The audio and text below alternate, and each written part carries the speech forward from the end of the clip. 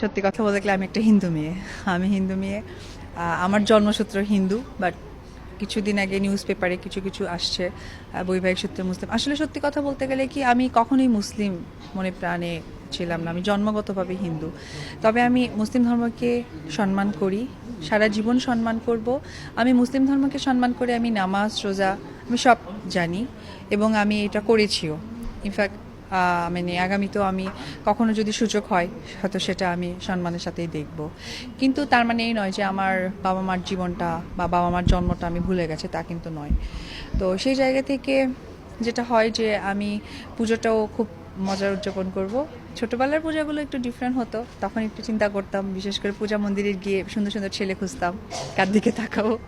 অপু বিশ্বাসকে নিয়ে অনেকের মনে অনেক প্রশ্ন ছিল। অনেকে বলছিল অপু বিশ্বাস মুসলমান ধর্ম গ্রহণ করেছে, আবার অনেকে বলছিল অপু বিশ্বাস হিন্দু ধর্মইতে আছেন। তো অপু বিশ্বাস নিজেই কিন্তু ক্লিয়ার করলেন সে আসলে কোন ধর্মে আছেন। তো আপনারা ভিডিও শুরুতেই শুনলেন বিষয়টা।